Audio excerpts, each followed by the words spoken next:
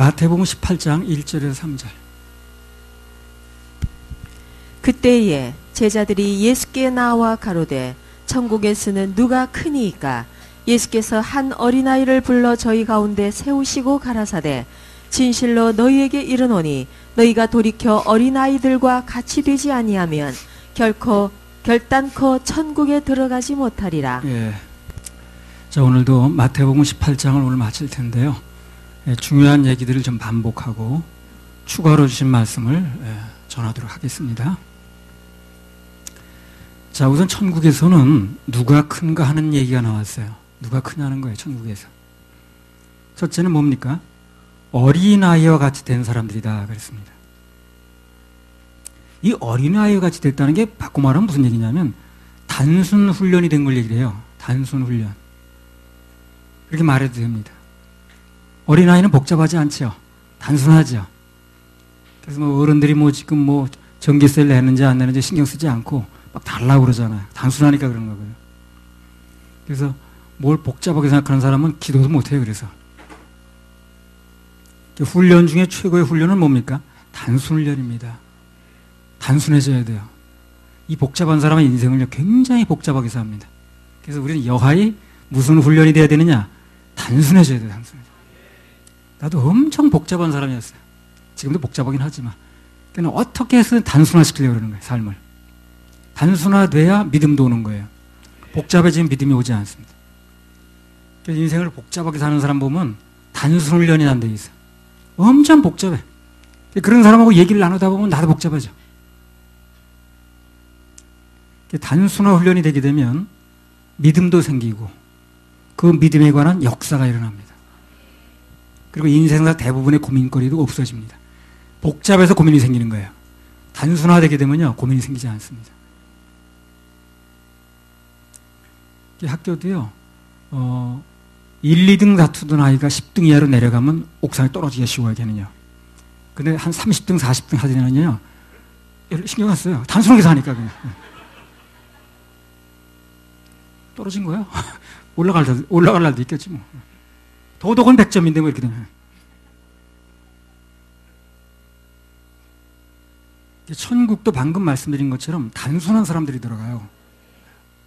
단순해야 구원받는 믿음이 생기거든. 복잡하면 믿음이 생기지 않습니다. 그래서 어린아이 같은 걸 얘기를 하는 거예요.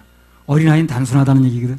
그 단순하다는 게, 아니, 어린아이 같다는 게 곧 단순을 얘기를 합니다. 아유, 어린아이가 우리 엄마 아빠가 요즘에 무슨 생활이 어려우실 텐데, 이거 내가 이런 거 달라면 되겠어. 그렇게 얘기하면 그건 어린아이가 아니죠.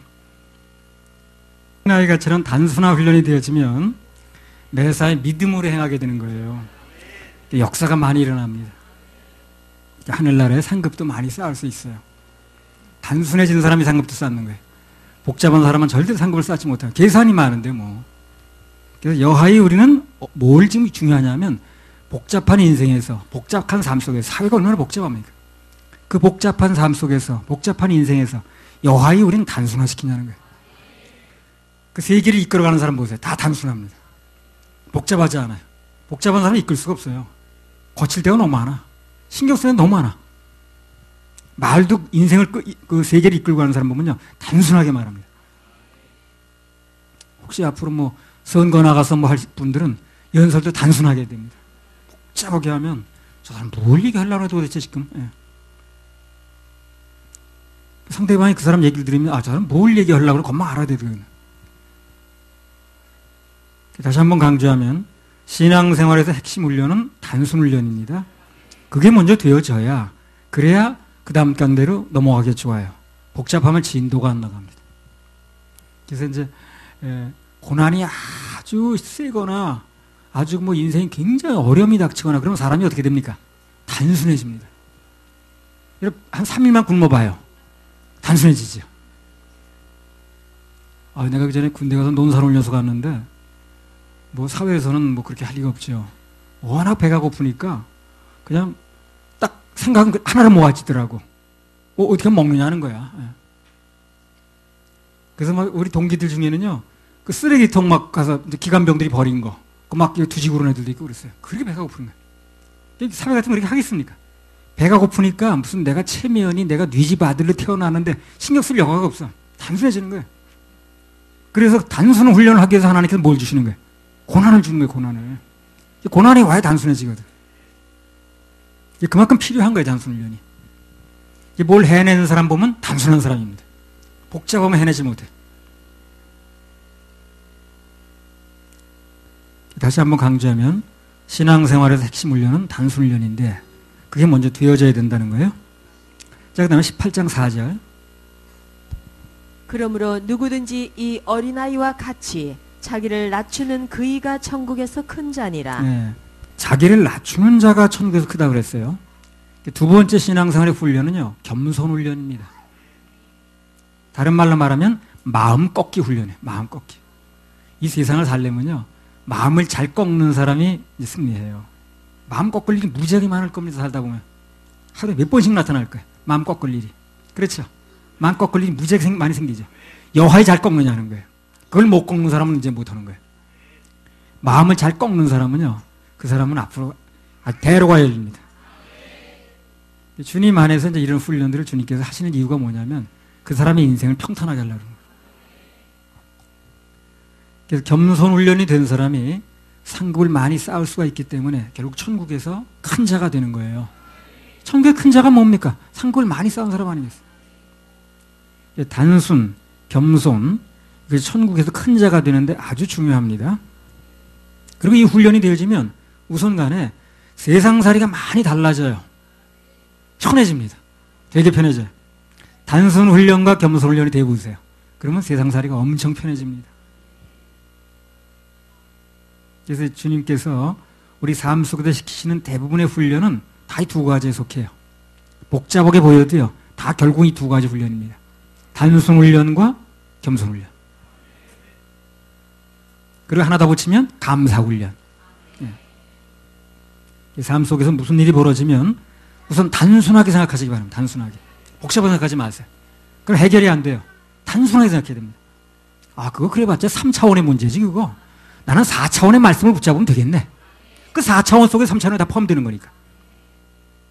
그리고 단순하게 생각하면 됩니다. 아, 참, 나에게 예수가 있지. 그게 다 단순 훈련이거든. 그 훈련만 되어지면 위력이 대단합니다. 복잡한 사람은 절대 단순한 사람을 이기지 못해요.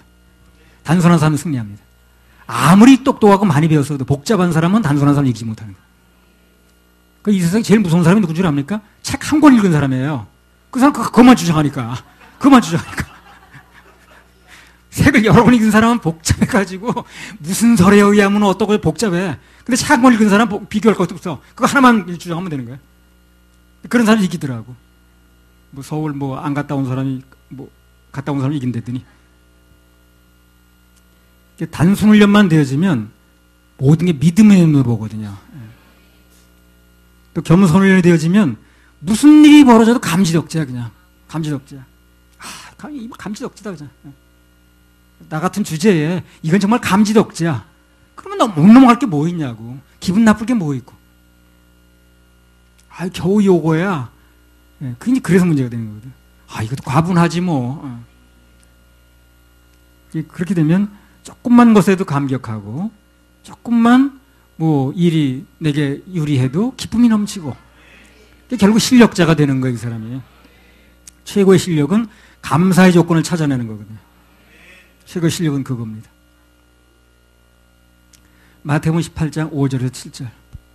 또 누구든지 내 이름으로 이런 어린아이 하나를 영접하면 곧 나를 영접함이니 누구든지 나를 믿는 이 소자 중 하나를 실족해 하면 차라리 연자맷돌을 그 목에 달리우고 깊은 바다에 빠뜨리우는 것이 나으니라. 실족해 하는 일들이 있음을 인하여 세상에 화가 있도다. 실족해 하는 일이 없을 수는 없으나 실족해 하는 그 사람에게는 화가 있도다. 자, 6절에 보면 예수님께서 말씀하시기를 누구든지 나를 믿는 이 소자 중에 그 한 사람을 실족하게 만들면, 넘어지게 만들면 차라리 그 사람을 연자 맷돌을 목에다 매달아서 물속에 빠뜨리는 게 낫다는 거예요. 그 맷돌을 목에다 매고 그 물속에 빠지면서 못 나오겠죠. 그거보다 오히려 실족하는 게 더 나쁘다는 겁니다. 그거보다. 그럼 하게 하지 말라는 거죠. 그죠? 그래서 교회에서나 어디서나 우리 하나님의 자녀들이 아주 신경 써야 될 게 뭐냐면 내가 하는 이 말이 다른 사람을 실족하게 하는 건가 아니면 세우고 위로하는 건가 각별히 신경 써야 됩니다. 교회는 말 조심해야 돼요.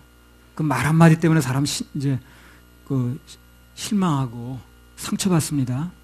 교회는 말만 골라가면서 해도 그 교회가 교회다 하죠. 고린도후서 10장 8절.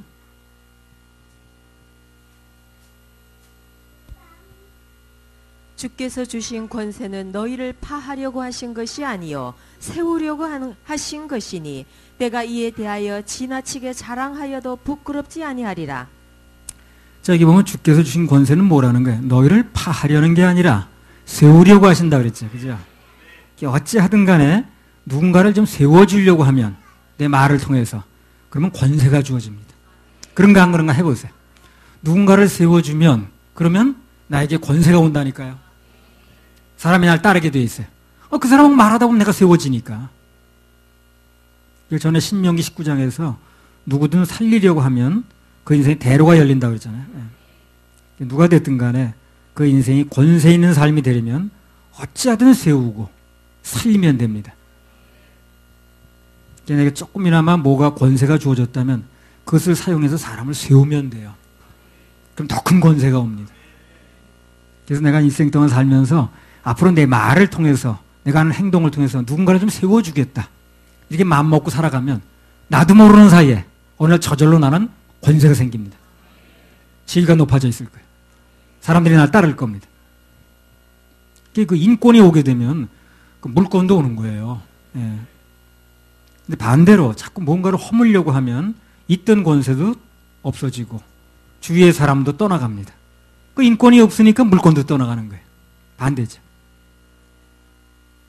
그래서 누군가가 그에게 주어진 권세를 이용해서 뭔가를 무너뜨리는 데 사용하면 그것은 하나님께서 그 사람에게 주신 권세를 남용하는 겁니다. 그래서 우리 모두는 내 말 한마디 때문에 사람들이 세워지는가 아니면 무너지는가 아주 깊이 생각을 해야 돼요. 자, 그래서 나를 통해서 누군가 세워지는 게 중요한데 그럼 나로 인해서 사람들이 세워지려면 어떻게 해야 되는가?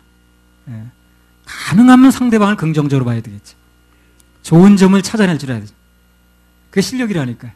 그게 뭐가 되는 사람은 아무것도 볼 것 없는 사람에게서도 그 사람 장점을 찾아내요. 그래서 그 장점을 근거로 칭찬을 해줘요. 근데 안 되는 사람은 꼭 나쁜 것만 얘기를 해. 어디 가서든지 아이고 뭐 여기는 이렇게 우중충해서 이거 교회야 창고야 이런 것만 보게 되는 거예요. 근데 되는 사람은 되게 괜찮은 것만 보는 거예요. 아, 여기 오니까 사람들이 표정이 괜찮네. 뭐 하여튼 뭐든지. 사무엘하 1장 23절 24절. 사울과 요나단이 생전에 사랑스럽고 아름다운 자르니 죽을 때에도 서로 떠나지 아니하였도다. 저희는 독수리보다 빠르고 사자보다 강하였도다. 이스라엘 딸들아 사울을 슬퍼하여 울지어다. 저가 붉은 옷으로 너희에게 화려하게 입혔고 금놀이개를 너희 옷에 채웠도다. 사울하고 다윗하고는 어떤 사이예요? 좋은 사이예요? 껄끄러운 사이예요? 되게 껄끄러운 사이입니다. 죽이려고 맨날 쫓아다니는데 사이 좋을 리가 없죠. 원래는 이제 형식적으로는 장인하고 사위 사이인데 장인이 사위를 죽이려고 쫓아다니는 거예요. 그럼 맨날 도망다녔잖아요. 그 사이가 좋은 사이가 아니죠. 근데 그 사울이 죽었을 때 이 다윗이 뭐라고 얘기하더냐는 거예요. 사울이 살았을 때요, 그가 이스라엘 여인들에게 붉은 옷으로 화려하게 입혔고 금놀이개로 옷에 달게 했다는 거예요. 이게 무슨 얘기입니까? 경제는 잘했다는 거지. 그 사람이 뭐 다른 건 뭐 어떻게 했는지 모르지만 그래 경제 하나는 잘했어. 그런 얘기를 하는 거예요. 칭찬하는 거죠. 그리고 사울과 요나단이 서로 사랑하는 사이라고 축해 세우죠. 근데 사실은 그들은 그런 사이가 아니었어요. 요나단하고 사울하고는 전부 좋아하는 사이가 아니었다고. 근데 어떻게 해서든지 다윗은 어떻게 하는 거야 지금? 좋게 봐주는 거죠. 좋게 말하는 거예요. 그 다음에 사무엘하 3장 33절 34절. 왕이 아브넬을 위하여 애가를 지어 가로되 아브넬의 죽음이 어찌하여 미련한 자의 죽음 같은고 내 손이 결박되지 아니하였고 내 발이 착고에 채이지 아니하였거늘 불의한 자식의 앞에 엎드러짐 같이 내가 엎드러졌도다 하매 온 백성이 다시 그를 슬퍼하여 우니라. 다윗에게 있어서 이 아브넬은 어떤 사람입니까? 적장입니다. 적장. 적군의 장수라고. 그 사람 죽었다는 거예요. 그러면 너무나 기분 좋은 거지. 할렐루야지. 근데 이 사람 뭐라고 얘기합니까? 다윗이. 지혜 있는 사람이 죽었어. 참 안 됐네. 그 사람 아까운 사람이 죽었네. 그렇게 말을 하더라는 거예요. 다윗이. 근데 중요한 건 뭐냐면 그렇게 긍정적으로 말하는 사이에, 그렇게 상대방에 대해서 좋게 얘기하는 사이에 자기는 저절로 커지더라는 거예요. 일개 목동에서 군대 장관으로 돼버렸어요. 그다음 왕으로 돼버렸습니다. 막 크는 거예요. 수직 상승입니다. 그렇게 말하는 사이에 나라도 저절로 부강해지고 왕자리가 저절로 자기한테 왔어요. 그렇게 말하는 사이에 어떻게 해서든지 상대를 세우려고 하니까, 좋은 점만 보려고 하니까 권세는 저절로 오더라는 겁니다. 말씀 그대로입니다. 하나님께서는 긍정적이고 소망적인 걸 좋아하시거든요. 그래서 하나님께서 쓰시는 사람들은 거의 다 긍정적인 사람입니다. 소망적인 믿음을 가진 사람이라. 우리 교회도 하나님 마음에 좀 들려면 말부터 좀 바꾸고 긍정의 말, 세우는 말, 믿음의 말을 해야 됩니다. 자, 우리 예수님이 어떻게 하셨나 한번 보겠습니다. 우리 예수님 제자니까요. 마가복음 14장 32절부터 38절까지. 저희가 겟세마네라 하는 곳에 이름에 예수께서 제자들에게 이르시되 나의 기도할 동안에 너희는 여기 앉았으라 하시고 베드로와 야고보와 요한을 데리고 가실새 심히 놀라시며 슬퍼하사 말씀하시되 내 마음이 심히 고민하여 죽게 되었으니 너희는 여기 머물러 깨어있으라 하시고 조금 나아가사 땅에 엎드려 될 수 있는 대로 이때가 자기에게서 지나가기를 구하여 가라사대 아바 아버지여 아버지께는 모든 것이 가능하오니 이 잔을 내게서 옮기시옵소서. 그러나 나의 원대로 마옵시고 아버지의 원대로 하옵소서 하시고 돌아오사 제자들의 자는 것을 보시고 베드로에게 말씀하시되 시몬아 자느냐 네가 한시 동안도 깨어있을 수 없더냐. 시험에 들지 않게 깨어있어 기도하라.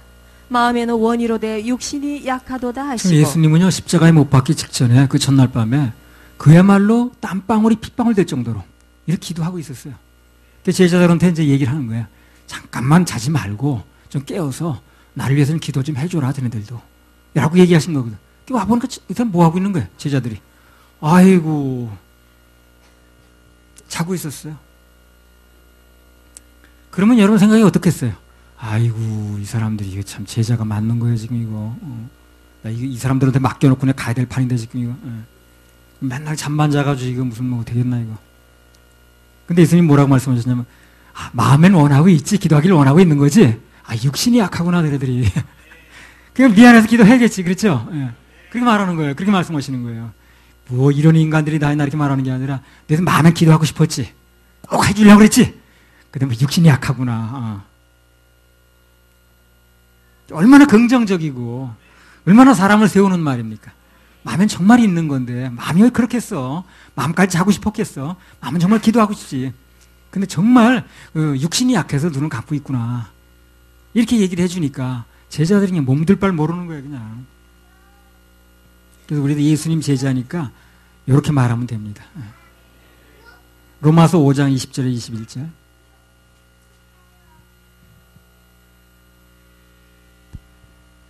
율법이 가입한 것은 범죄를 더하게 하려 함이라. 그러나 죄가 더한 곳에 은혜가 더욱 넘쳤나니 이는 죄가 사망 안에서 왕노릇한 것 같이 은혜도 또한 의로 말미암아 왕노릇하여 우리 주 예수 그리스도로 말미암아 영생에 이르게 하려 함이라. 죄가 더한 곳에 은혜가 넘쳤다. 이것처럼 소망적인 말이 없어요. 만약 이 말씀이 없었다면 누구든지 하나님 앞에서 얼굴을 들 수가 없습니다. 조금의 실수도 없이 완벽하게 살아야 되는 거거든, 지금. 그러니까 얼굴 들 수가 없죠. 근데 죄가 있는 곳에, 죄가 더한 곳에 은혜가 더 넘친다는 거예요, 지금. 얼마나 감사합니까, 이 말이. 죄인인 우리들에게 소망이 넘칠 말 아니에요. 그래서 그런 맥락에서 예수님의 십자가 가는 곳마다 사람들이 세워집니다. 죄인들이 구원받고 천국 백성 되는 일이 일어나는 거예요. 계시록 22장 20절 21절. 이것들을 증거하시니가 가라사대 내가 진실로 속히 오리라 하시거늘 아멘. 주 예수여 오시옵소서. 주 예수의 은혜가 모든 자들에게 있을지어다. 자, 성경이 맨 마지막에 어떻게 끝납니까? 내가 진실로 속히 온다. 그리고 그 다음 뭡니까? 주 예수의 은혜가 모든 자들에게 있을지어다. 아멘. 소망과 긍정으로 끝나죠. 만약에 예수님께서 이 땅에 다시 안 온다고 했으면 참 소망이 없죠. 무슨 소망이 있겠습니까? 교회를 왜 다니는 거예요? 주님이 오신다는 약속이 있는 거예요. 그걸 우리 믿고 기다리는 거예요. 만약에 다시 안 온다, 기다리지 말아라. 그랬으면은 우리는 참 소망이 없습니다. 그 뭐 석가모니처럼 그렇게 그냥 불에 타가지고 뼈나 몇 조각 돌아다니면 그건 뭐 갈 이유가 전혀 없죠. 근데 예수님께서 다시 오신다고 약속하셨거든요. 그게 얼마나 소망적인지 몰라요. 그래서 성경이 은혜로 끝나지 않고 저주로 끝났으면 어떻게 되겠습니까? 성경 볼 사람이 누가 있겠어요? 그래서 주님은 마지막까지 우리에게 소망을 주시고 다시 오신다고 약속하셨어요. 그걸 우린 기다리는 겁니다. 그걸 기다리는 거예요. 주님이 다시 오신다는 거. 사람들은 자기가 거짓말하니까 이런 약속을 믿질 않아요. 그러나 우리는 이 약속을 믿습니다. 다시 오신다고 약속한 이 약속, 반드시 오신다는 거, 그걸 믿는 거예요. 얼마나 소망적인지 몰라요. 무덤이 열리고 부활한다는 거, 이런 거. 아니, 전 인류를 상대로 그분이 사기치셨겠어요? 그럴 리가 없습니다. 자기를 기준하면 안 돼 그랬어요. 자기가 거짓말 잘 시키니까 하나님도 그런 분인 줄 알고, 아이고 뭐가 거짓말이네. 거짓말이라고 말하는 사람은 다 자기가 거짓말쟁인 거예요. 자기가 거짓말쟁이니까 하나님도 거짓말쟁인 줄 아는 거예요. 그렇지 않습니다. 하나님은 절대 거짓말 시키지 않습니다. 난 그분이 오신 날 그대로 믿는 거예요. 그분이 나를 무덤에서 부활시킨다 그대로 믿는 것입니다. 그분이 나를 상대로 뭘 답답해도 거짓말을 시키겠어요. 석가모니 같은 사람은 굉장히 정직한 거죠. 그래 자기는 다시 산단 말을 한 적이 없는 거예요. 그렇죠? 내가 다시 살아날 테니까 기다려. 그런 말 한 적이 없잖아요. 정직하니까. 근데 예수님은 내가 다시 살아나서 다시 온다. 기다리라고 그랬잖아요. 그 말 그대로 믿으면 되는 거예요. 그 성인 공제에 속하는 사람들은 적어도 거짓말을 안 시키더라고요. 자, 마태복음 18장 8절 9절. 만일 네 손이나 네 발이 너를 범죄케 하거든 찍어내 버리라. 불구자나 절뚝발이로 영생에 들어가는 것이 두 손과 두 발을 가지고 영원한 불에 던지우는 것보다 나으니라. 만일 네 눈이 너를 범죄케 하거든 빼어내 버리라. 한 눈으로 영생에 들어가는 것이 두 눈을 가지고 지옥불에 던지우는 것보다 나으니라. 그래서 이 말씀을 우선 적용을 해본다면 죄로부터 나를 지키자는 말씀도 물론 됩니다. 그래서 조금 더 깊이 들어가면 무슨 얘기냐 이게. 그러니까 인간의 힘이나 노력으로는 우리 행동 가지고는 구원받기가 불가능하다는 얘기라는 거예요. 그렇죠? 범죄할 적마다 눈을 빼버리고 범죄할 적마다 무슨 뭐 팔을 잘라버리고 다리, 그럼 나중에 뭐가 남겠어요? 그래. 팔 2개밖에 더 돼? 다리 2개밖에. 그럼 범죄 4번만 하면 끝나네. 눈도 두 개밖에 더 빼겠어. 눈을 뭐 6개 빼요.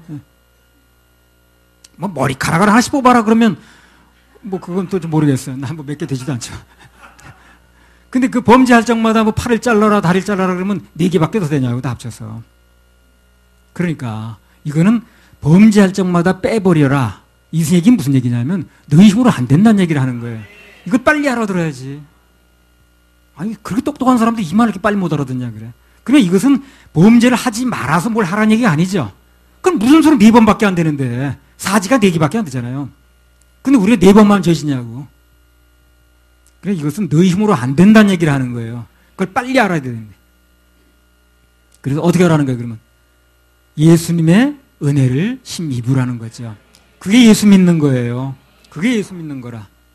이걸 교인들에게 알려줘야 되는 거예요. 모든 교회에서.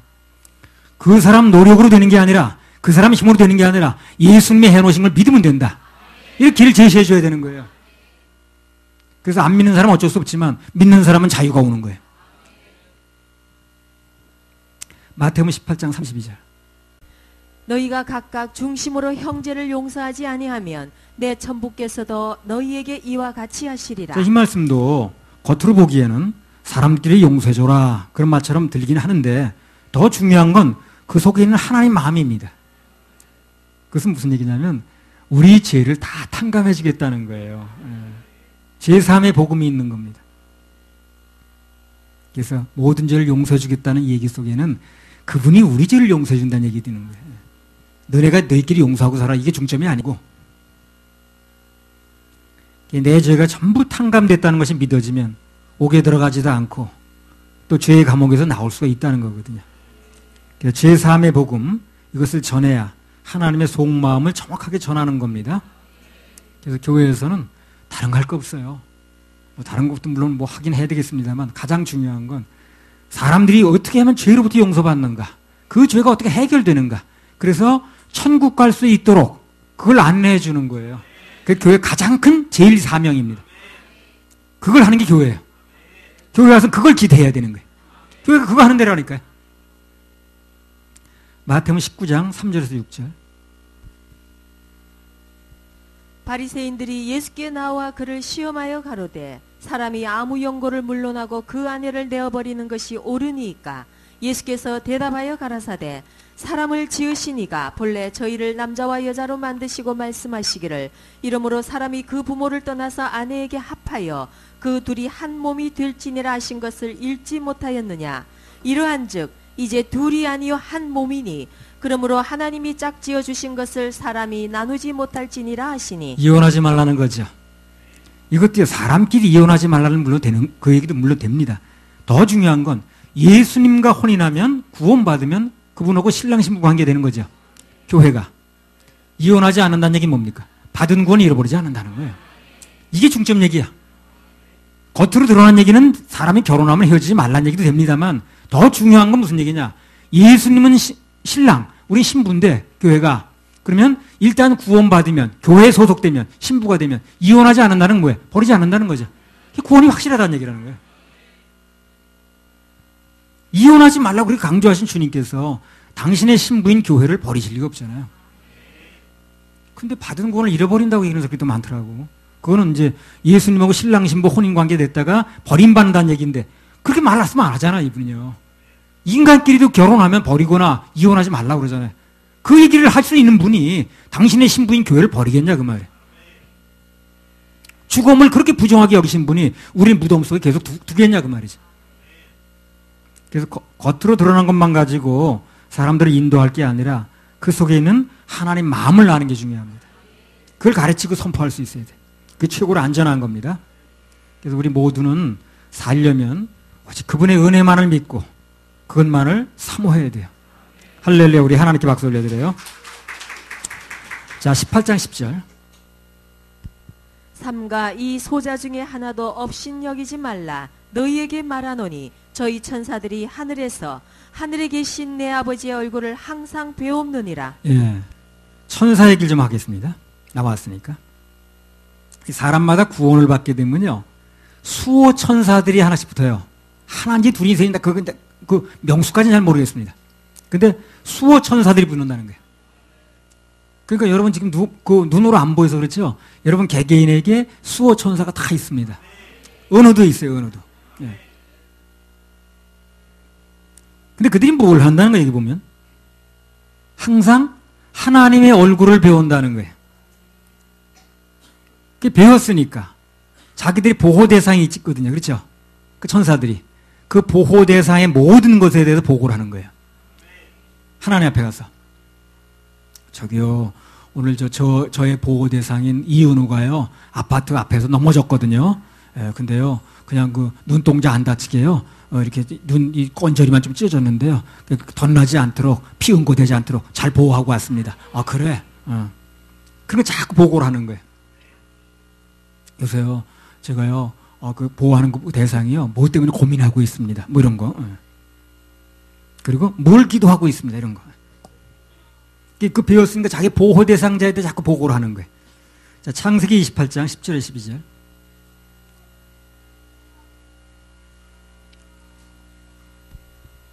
야곱이 부엘세바에서 떠나 하란으로 향하여 가더니 한 곳에 이르러는 해가 진지라.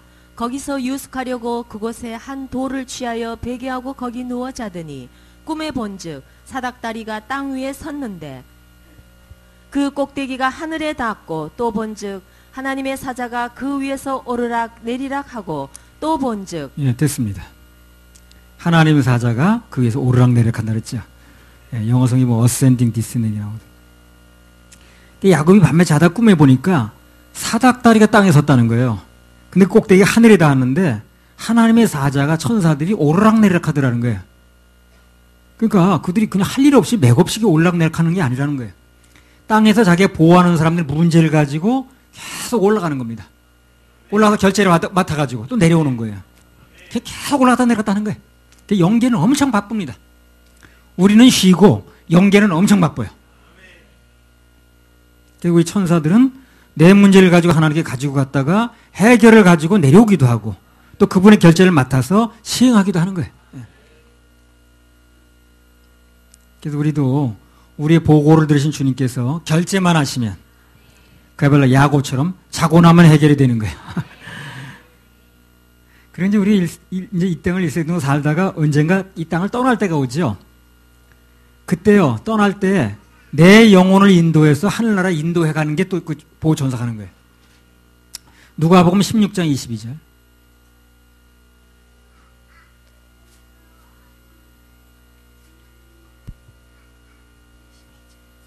이에 그 거지가 죽어 천사들에게 받들려 아브라함의 품에 들어가고 부자도 죽어 장사되매 나사로가 죽는 순간에 어떻게 되는 거예요? 천사들에게 받들려서 가죠. 아브라함 품에 들어간다고 그러잖아요. 내가 죽게 되면, 이 땅을 떠나게 되면 이 땅에서 나를 죽을 때까지 인도하던 천사들이 천국까지 나를 안내합니다. 천국이 어디 있습니까? 어디 있어요? 마음에 물론 있죠. 예. 아니, 그 하늘에 있는 천국을 어떻게 찾아가냐고요. 뭘 알아야 찾아갈 거 아니에요. 그렇죠? 그래서 안내를 하는 거예요. 알아야 찾아가지.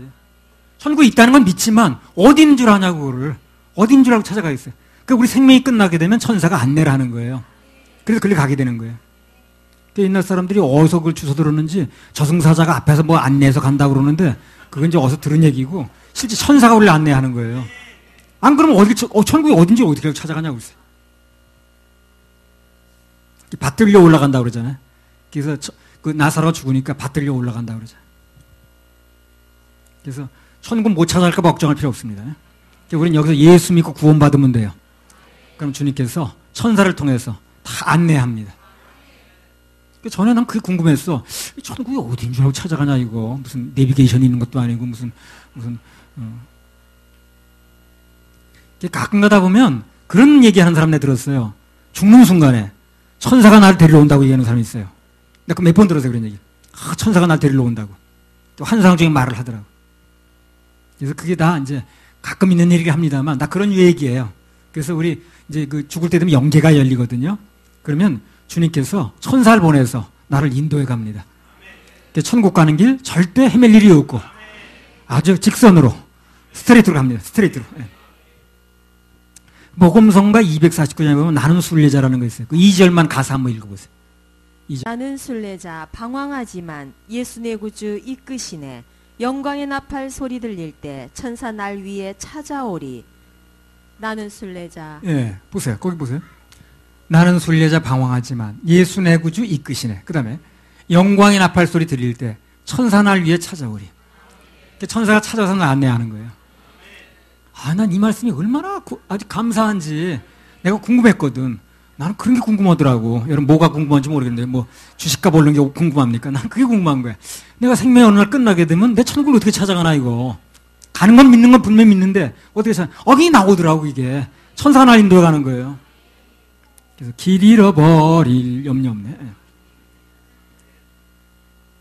아무튼 그래서 우리는 자고 있는 동안에도 열심히 일하는 그 영의 세계, 즉 4차원의 세계가 있기 때문에 3차원의 세계는 주님께 맡기면 됩니다. 그냥 감사하면서 기다리면 돼요. 마태복음 6장 34절.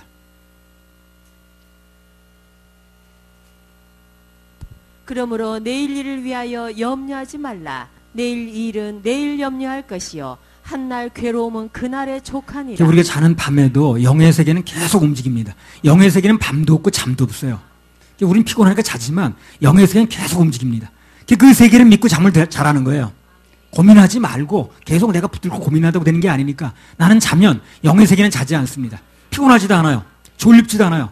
그래서 그 세계에서 일을 계속 한다는 거예요. 그래서 내가 자고 나면 문제는 주님께서 맡아서 해결하시는 거니까. 그래서 그날 걱정 내일로 넘기지 말고 이월시키지 말고 그냥 잘하는 거예요. 내일을 위해 염려하지 말고 편히 쉬라는 얘기 바로 그겁니다. 편히 쉬세요. 편히 쉬세요. 편히 쉬세요. 그 찬양 한번 합시다. 249장. 나는 순례자. 나는 순례자. 나는 순례자. 낯선 나라. 언젠가 집에 돌아가리. 어두운 세상 방황치 않고 예수와 함께 돌아가리. 나는 순례자. 돌아가리. 날 기다리는 밝은 곳에 곧 돌아가리. 기쁨의 나라 예수와 함께 길이 살리. 나는 순례자. 방황하지만 예수 내 구주 이끄시네. 영광의 나팔 소리 들릴 때 천사 날 위에 찾아오리. 나는 순례자. 돌아가리. 날 기다리는 밝은 곳에 돌아가리. 기쁨의 나라 예수와 함께 길이 살리. 나는 순례자. 피곤한 몸을 하늘나라에 보이시네. 주 볼 때마다 영광 나타나 승리를 찬양하리. 나는 순례자. 돌아가리. 날 기다리는 밝은 곳에 돌아가리. 기쁨의 나라 예수와 함께 길이 살리. 내가 이제 군대 훈련소에 나와가지고 논산 훈련소 나와가지고 103보충대를 갔거든요. 그러니까 이제 거기 쭉 이제 그 이등병 계급장 달고 이제 앉았는 거예요. 근데 그 각 부대에서 이제 그 호송병 나오더라고. 그 이름 부르는 거야. 뭐 이원일 무슨 뭐 김원일 뭐 박원일 막 불러요. 예. 그럼 이제 부르는데 네 하고 쫓아나는 거야. 너는 무슨 부대, 너는 무슨 어디 보병사다, 너는 무슨 뭐 포병 부대 막 부르는 거야. 그럼 그 사람이 앞장서면은 7, 8명, 뭐 한 3, 4명 이제 부르면 졸졸 따라가는 거야 이제. 그러면 그 사람 가는 대로 가가지고 부대 배치가 되는 거예요. 우리가 이제 생명이 끝나게 되면요, 천사들이요 천국으로 인도하는 천사도 있고 구원받은 사람은 또 바로 영창으로 가는 또 영혼도 있어요. 예. 그때는 대통령도 소용없고요, 국무총리 소용없습니다. 바로 끌려가게 돼 있어요. 그래서 그 음부로 끌려가는 그 영혼도 있고요. 나사로는 이제 그 천국으로 데려간 거예요. 그리고 그 부자 거기는 이제 불 속으로 들어간 거지. 그 집어넣은 거예요. 그럼 저승사자라고 그러는데 저승사자 따로 있는 게 아니고 그 천사들 임무가 다 달라요. 그래서 그 호송병들이 나는 뭐 저쪽 그 연천 그쪽에 신망리인가 걸린지 데려가더라고. 그러니까 또 어디 팔려가냐 그래가지고 다 물어보더라고. 예.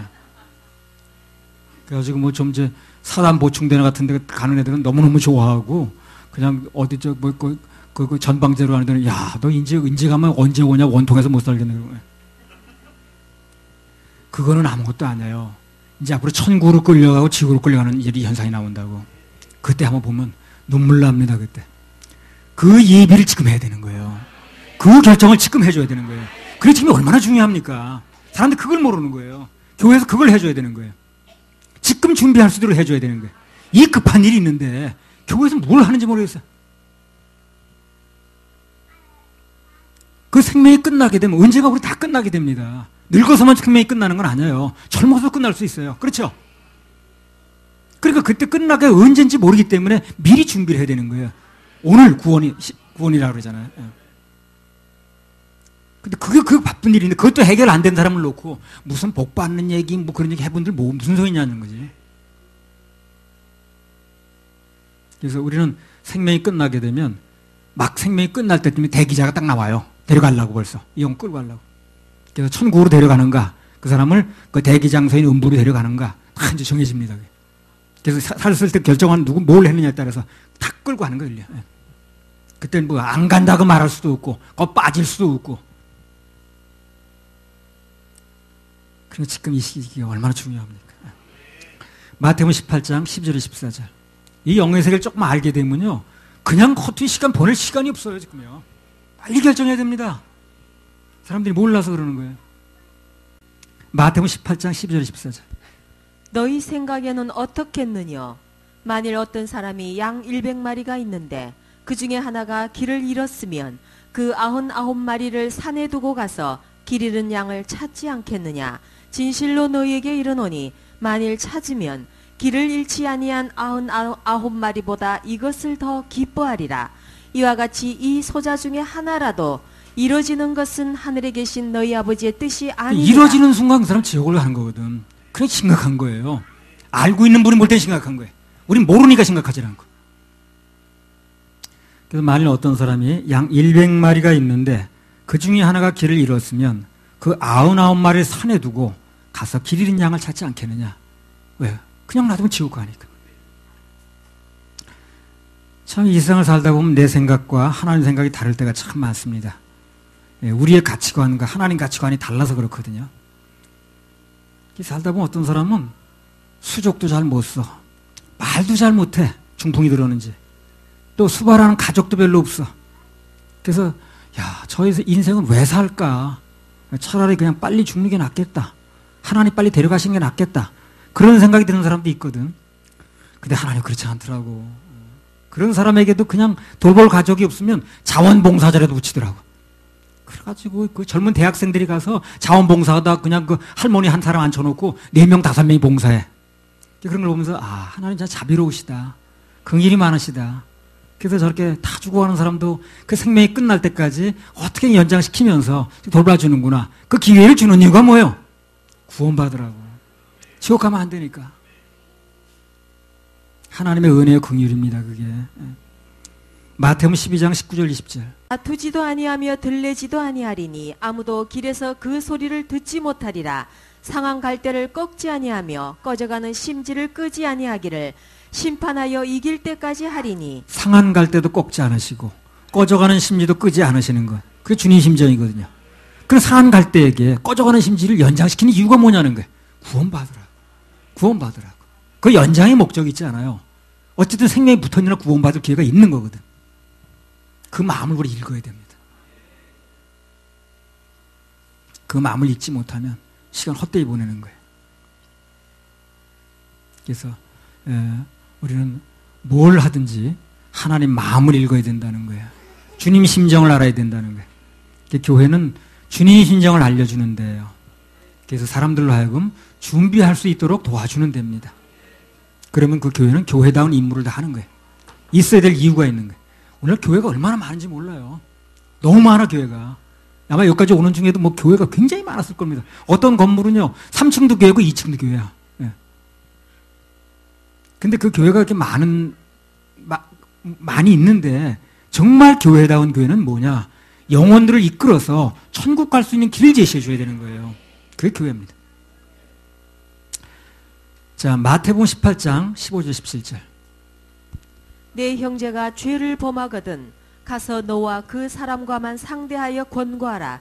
만일 들으면 내가 내 형제를 얻은 것이요 만일 듣지 않거든 한두 사람을 데리고 가서 두세 증인의 입으로 말마다 증참케 하라.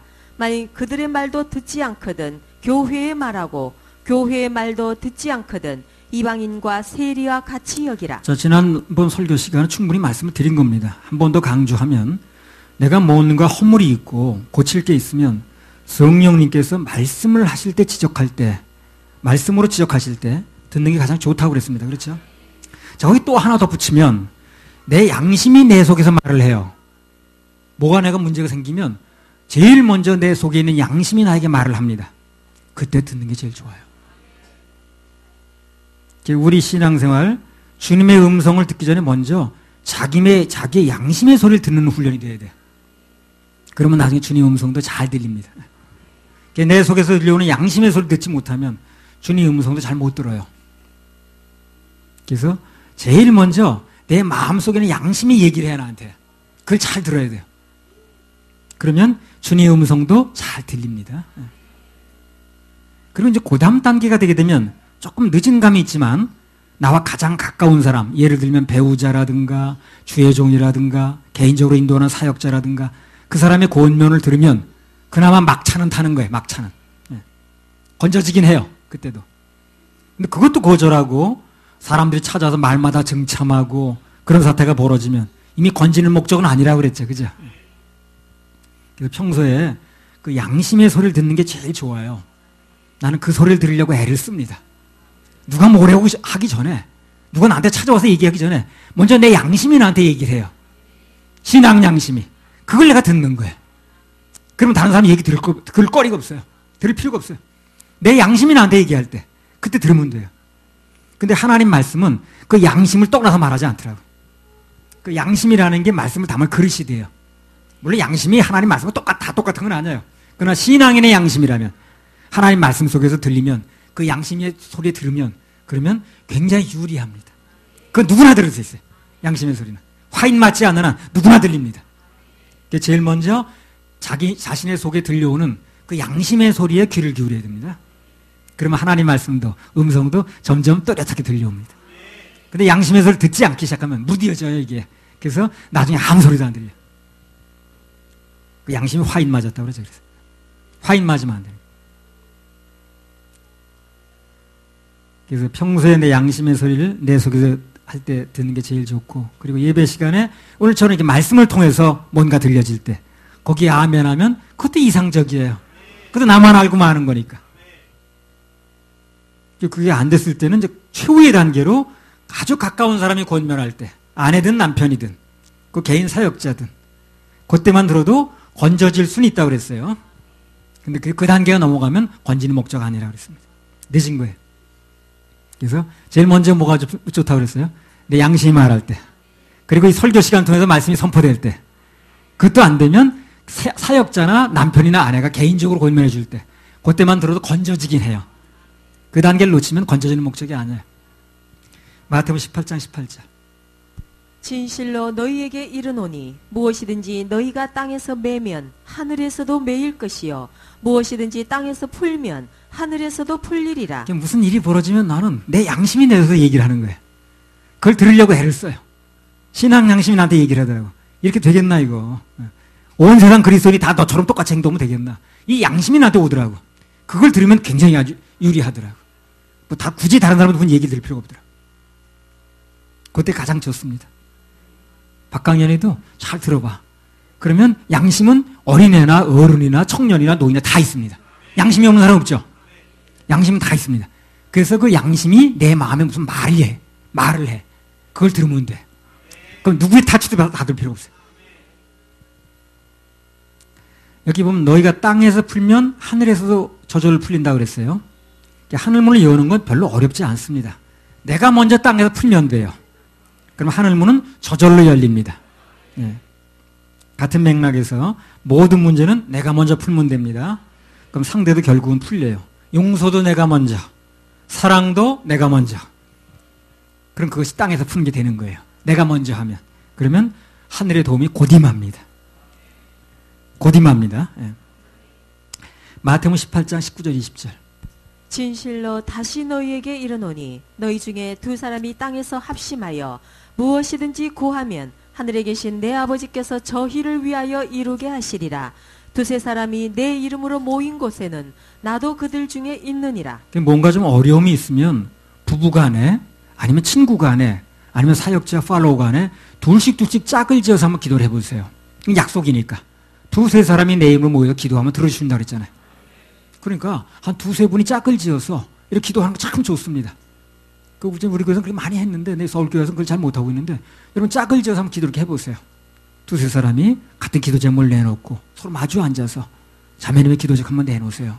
또 내 기도 제목이 이겁니다. 그래서 서로 간절히 손을 맞잡고 하든가, 아니면 뭐 그거 좀 껄끄러우면 좀 떨어져 하더라도 둘이 기도 제목을 나눠보세요. 주님의 약속 있는 기도 자세입니다. 그런데 그런 기도를 하려면 어떻게 돼야 된다는 거예요? 서로 간에 풀려 있어야지. 불편한 사이끼리 앉아서 하겠나, 그거. 서로 원수 맺는 사이끼리 앉아서 하겠어, 그게. 유감 있는 사이끼리 안 되죠. 그래서 그런 기도가 이루어지기 위해서라도 서로 간에 풀려 있어야 된다는 거예요. 그래서 풀려 있으란 얘기 중에 나중에 이 얘기가 나오는 거예요, 그래서. 앞으로 그렇게 한번 해보세요, 우리 교회. 좋은 분위기를 한번 만들어 봅시다. 그래서, 기도 제목이 있으면, 사역자, 팔로우, 아니면 뭐 부부 간에, 아니면 아주 친한 사람끼리 두 사람이 모여서 같이 짝을 이어서 한번 기도해 보세요. 나 이런 긴급한 기도 제목이 있습니다. 이런 게 나 정말 풀려야 될 문제입니다. 하고 놓고 기도하면 거기에 그 기도에 주님이 임하셔서 같이 계신다고 그러셨습니까? 근데 그렇게 하려면 둘이가 껄끄러운 사이가 아니래야 된다는 거예요. 껄끄러운 사이끼리 같이 앉으려고 하지 않잖아요. 마태복음 18장 23절 34절. 그래서 그러한 좋은 기도 제목을 얘기하기 전에 서로 풀어줘야 된다는 얘기를 하는 것입니다. 마태복음 18장 23절에서 34절. 이러므로 천국은 그 종들과 회개하려 하던 어떤 임금과 같으니 회개할 때에 1만 달란트 빚진 자 하나를 데려오매 갚을 것이 없는지라. 주인이 명하여 그 몸과 처와 자식들과 모든 소유를 다 팔아 갚게 하라 한데 그 종이 엎드려 절하며 가로되 내게 참으소서 다 갚으리이다 하거늘 그 종의 주인이 불쌍히 여겨 놓아보내며 그 빚을 탕감하여 주었더니 그 종이 나가서 제게 100데나리온 빚진 동관 하나를 만나 붙들어 목을 잡고 가로되 빚을 갚으라 하매 그 동관이 엎드려 간구하여 가로되 나를 참아주소서 갚으리이다 하되 허락하지 아니하고 이에 가서 저가 빚을 갚도록 옥에 가두거늘 그 동관들이 그것을 보고 심히 민망하여 주인에게 가서 그 일을 다 고하니 이에 주인이 저를 불러다가 말하되 악한 종아 네가 빌기에 내가 내 빚을 전부 탕감하여 주었거늘 내가 너를 불쌍히 여김과 같이 너도 내 동관을 불쌍히 여김이 마땅치 아니하냐 하고 주인이 노하여 그 빚을 다 갚도록 저를 옥졸들에게 붙이니라. 자, 빚을 탕감받은 이 종의 문제점이 무엇인가? 주인의 마음을, 탕감해준 주인의 마음을 누릴 줄 모르는 거예요. 뭘 보고 할 수 있느냐면요. 26절만 다시 읽어보세요. 그 종이 엎드려 절하며 가로되 내게 참으소서 내가 다 갚으리이다. 갚으리이다 하거늘. 예. 한마디로 1만 달란트 탕감받은 은혜를 누리겠다는 마음이 아니고 이 사람이 어떻게 해서든 갚겠다는 마음이 있는 거예요. 그리고 탕감을 받고도 마음속에 빚감정이 그냥 있으니까 평안이 없는 거죠. 단돈 100단위를 받아가지고 챙기려고 하는 거지. 한 푼이라도 모아서 갚으려고 하는 거지. 그거 모아서 갚을 빚이 아닌데. 그래서 늘 말씀을 드리다시피 안 되는 걸 하려는 게 악입니다. 안 되는 걸 하려는 게 악이에요. 그 사람이 뭐 겉으로 되게 노력하는 것처럼 보여도 힘쓰고 애쓰는 것처럼 보여도 안 되는 걸 하려는 게 그게 악이라니까요. 아무튼 그러니까 구원의 은혜를 못 누리는 사람의 문제점이 바로 그겁니다. 내가 지옥 갈 모든 죄가 탕감받은 자체가 믿어져서 그게 기뻐야 되는데 그래 내가 뭔가 좀 해야지. 이 생각이 있다 보니까 빚 감정만 남았지 은혜 감정이 없는 거예요. 그래 기쁨을 못 누리는 거예요. 그게 다 주님이 해놓으셨다는데도 난 누려지지 않는 거예요. 그러니까 그냥 기쁨이 없는 거지 뭐. 빚진 사람이 무슨 기쁨이 있겠어. 그게 다 사람들 그렇게 만든 게 뭐냐면 거짓 선지자들이 강단에서 잘못 선교를 해서 그런 거예요. 그걸 잘못된 걸 강조하다 보니까 듣는 사람은 그게 단지를 듣는 거예요. 그래서 우리 삶에서 하나님께 대한 충성심과 봉사심도 있어야 되고 열심도 물론 있어야 되겠습니다만 무엇보다 중요한 건 하나님의 은혜에 젖어 있는 게 중요합니다. 그게 있어야 정말 강한 신앙인이 되는 거예요. 그 사람은 쓰러져도 또 일어납니다. 왜? 은혜감이 있으니까. 그 은혜 속에서 강한 자가 진짜 강한 거예요. 자, 18장 23절 27절. 이러므로 천국은 그 종들과 회개하려 하던 어떤 임금과 같으니 회개할 때에 1만 달란트 빚진 자 하나를 데려오매 갚을 것이 없는지라. 주인이 명하여 그 몸과 처와 자식들과 모든 소유를 다 팔아 갚게 하라 한데 그 종이 엎드려 절하며 가로되 내게 참으소서 다 갚으리다 하거늘 그 종의 주인이 불쌍히 여겨 놓아보내며 그 빚을 탕감하여 주었더니 여기 말하는 1만 달란트는요 너무 커서 도저히 갚을 수 없는 금액을 상징한다고 그랬습니다. 그 1달란트가 당시 통용하는 그 무게로다 금으로 환산하면 46kg 정도 된다고 그래요. 금은 한 돈 그렇게 따지죠. 그죠? 근데 그걸 46kg가 한 달란트예요.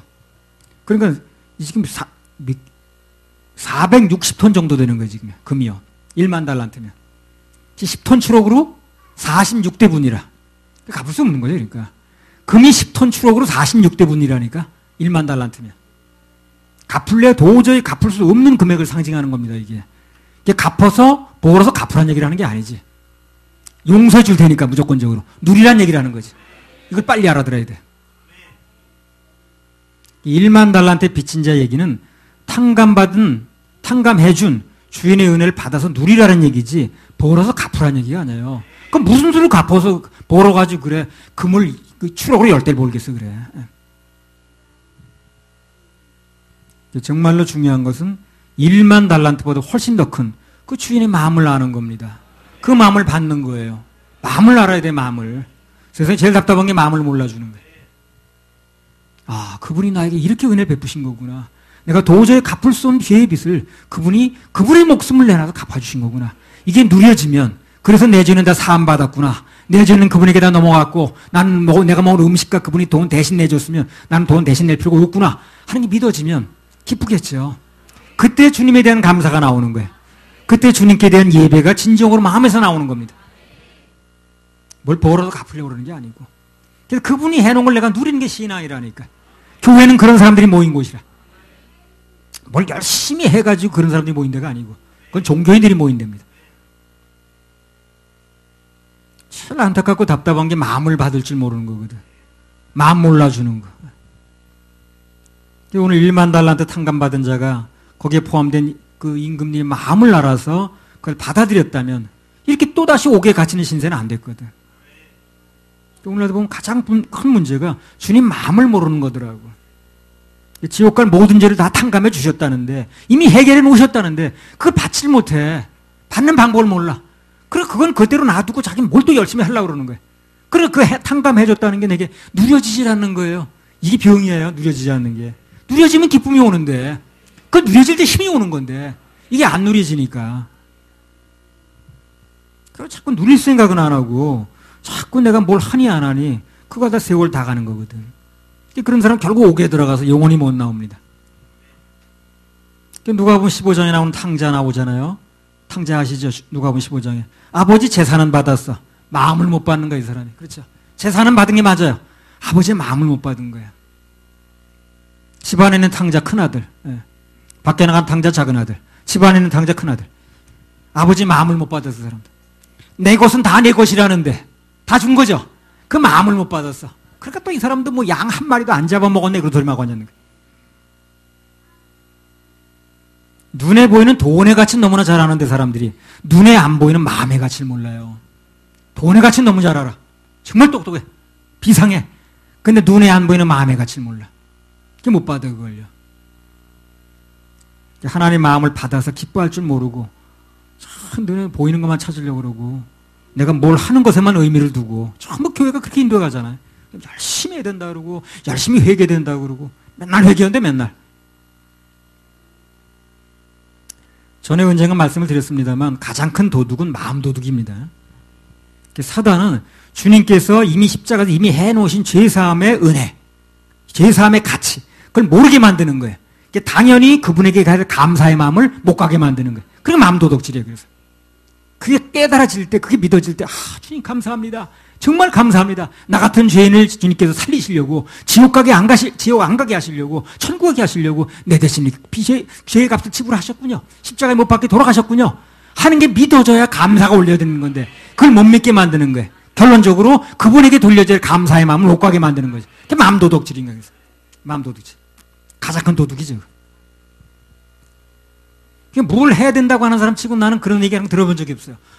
나는 정말 지옥 갈 죄인이었는데 주님이 내 죄를 대신해서 돌아가신 것 때문에 그분이 십자가 해결하신 것 때문에 나는 정말 구원받았습니다. 정말 주님 감사합니다. 이런 말을 하지 않더라고 그 사람들이.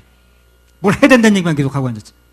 그러니까 주님께 당연히 돌아가야 될 감사의 마음을 못 가게 만드니까. 그래서 마음 도둑질인 거예요. 그 도둑질을 누가 시키는 거예요? 사단이 시키는 겁니다. 뭘 해야 된다고 안 해야 된다고 주장하는 사람들의 공통점은 뭐냐? 예수님 십자가의 은혜에 대해서 감사가 없더라는 거예요. 난 눈 씻고 들어도 귀 씻고 들어도 그런 얘기 하는 얘기 들은 적이 없어요. 전혀 그런 얘기 안 하더라. 아마 여러분 옛날에 어떤 교회 다닐 때 그 교회 목사가 정말 나 지옥 갈 죄인이었는데 예수님 십자가 보혈로 나 구원해 주셔서 나 죄 사함 받고 지금 천국 갈 수 있게 됐습니다. 감사합니다. 이 중에도 그렇게 안 된 사람은 예수 믿고 죄 사함 받아야 됩니다. 이런 얘기를 하던가요? 안 하죠. 안 합니다. 그리고 천국 열쇠가 없는 게 문제예요. 교회가. 천국 열쇠가 있어야 되는데 천국 열쇠 있어야 그걸 열어주는 건데 천국 열쇠가 없다는 게 문제인 거예요. 이 열쇠가 없으니 못 여는 거죠. 당연히 못 들어가죠.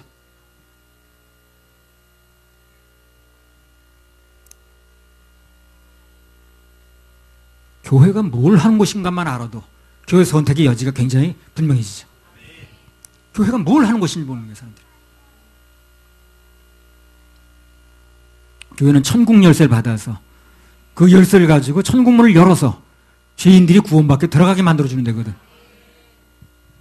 우리는 사단의 속임수에 넘어가지 말고 마음 도둑질 당하지 말고 그분께서 주시는 은혜를 누려야 됩니다. 할렐루야. 우리 하나님께 박수 올려드려요.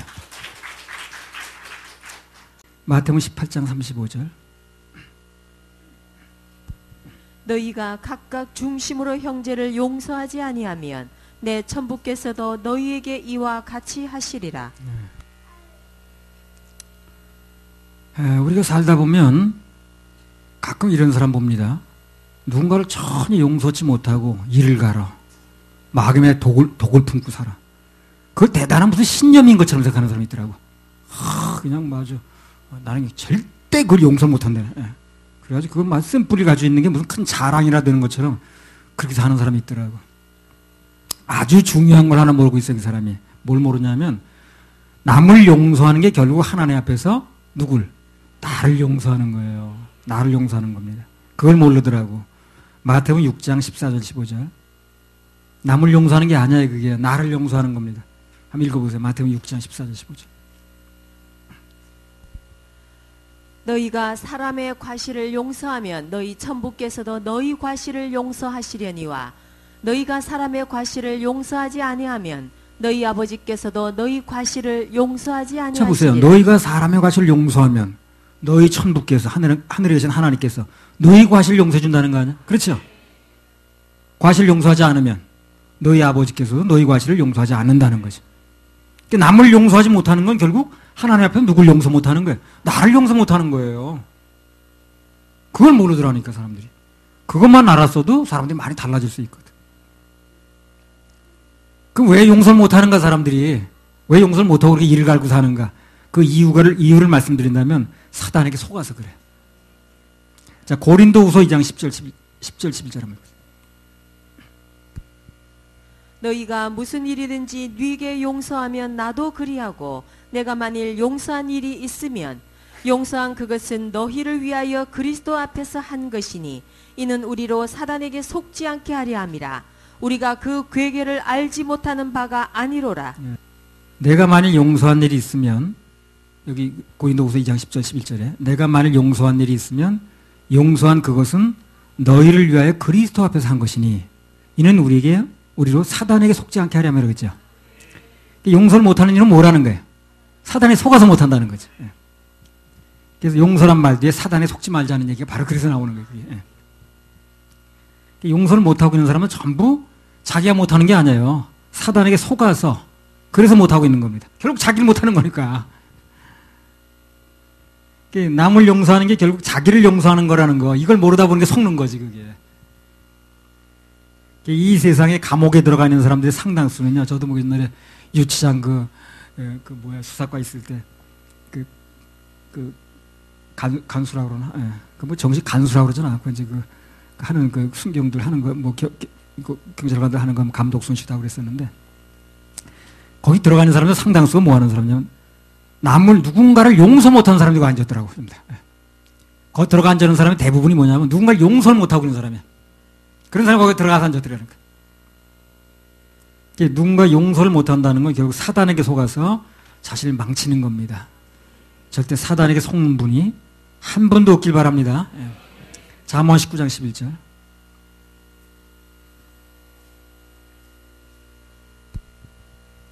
노하기를 더디하는 것이 사람의 슬기요 허물을 용서하는 것이 자기의 영광이다. 남의 허물을 용서하는 게 왜 자기 영광이 됩니까?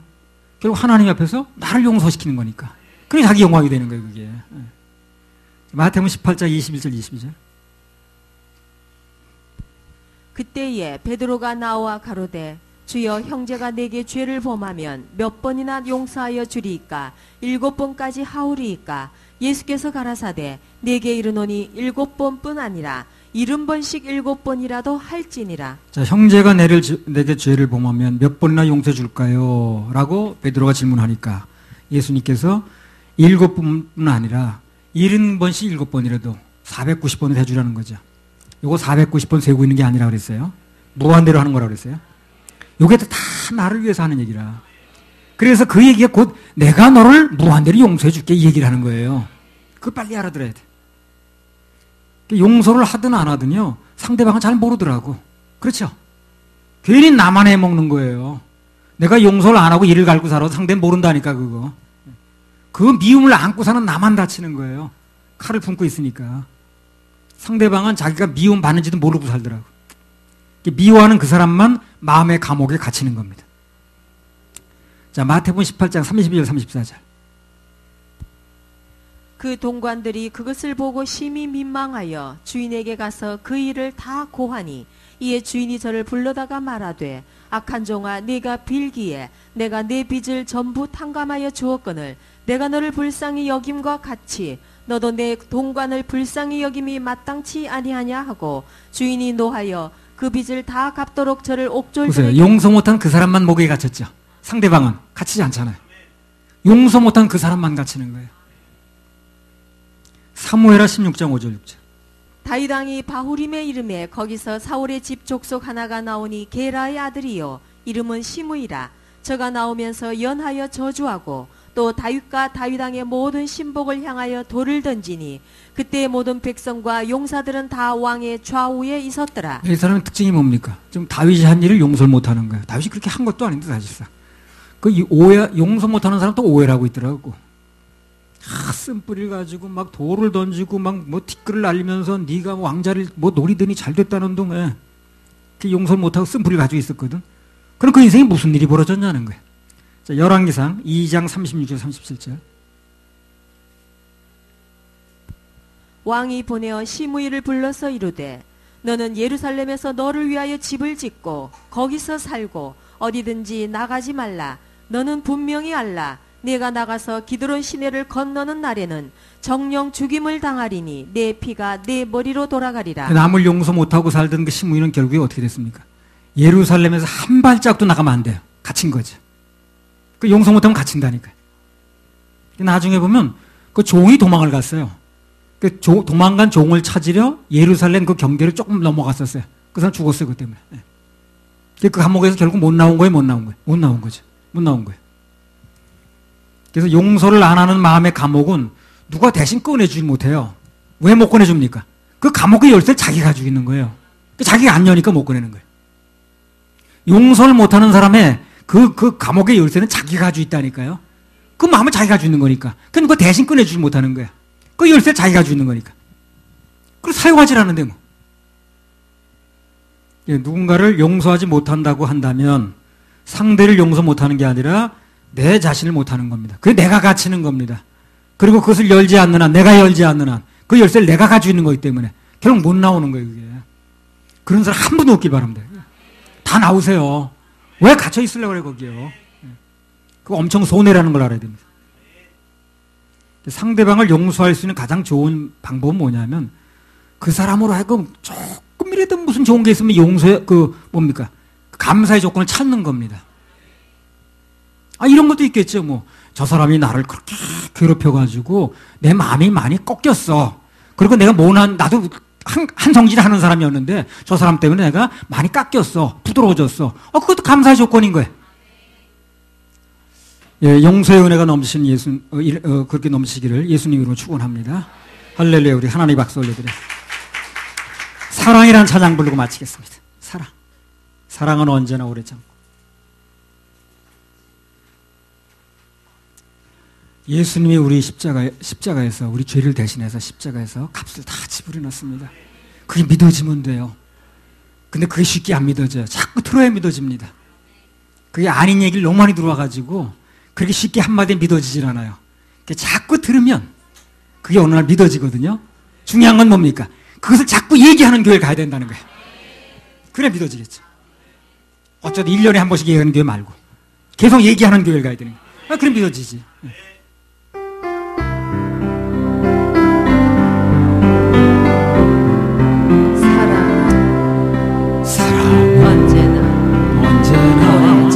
오래 참고 사랑 언제나 온유하며 사랑 시기하지 않고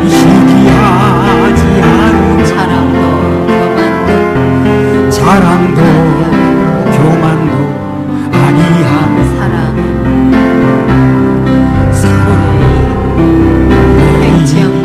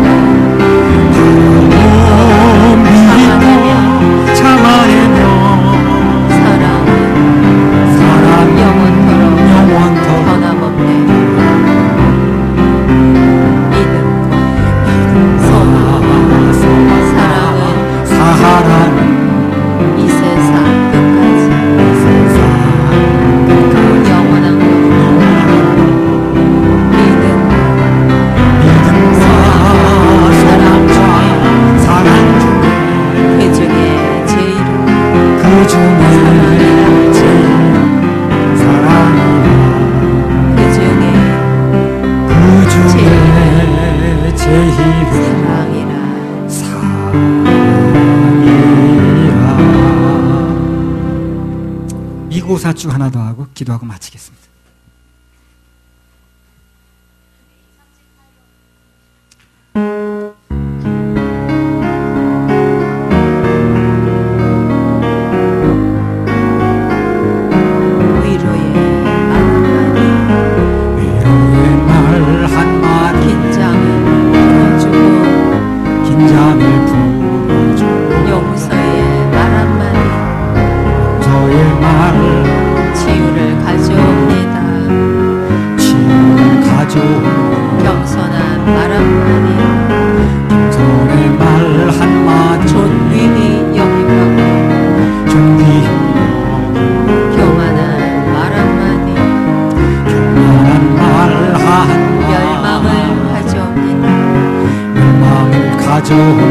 가장 아름다운 말 미고사주 미안해요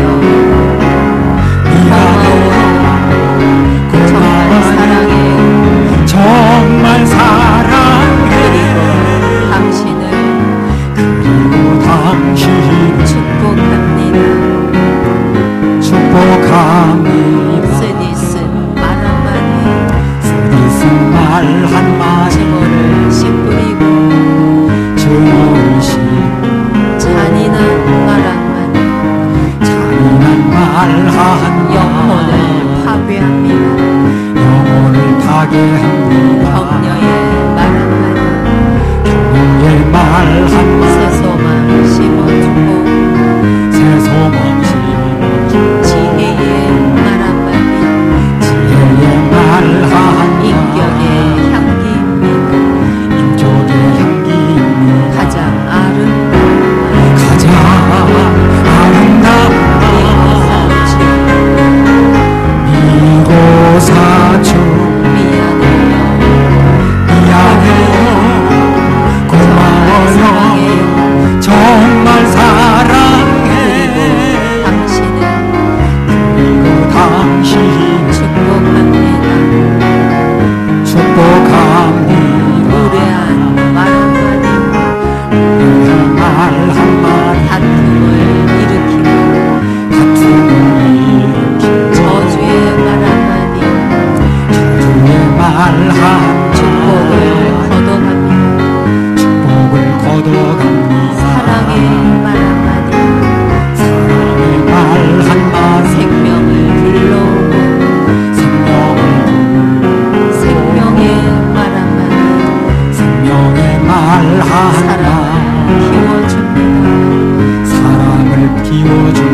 맞아.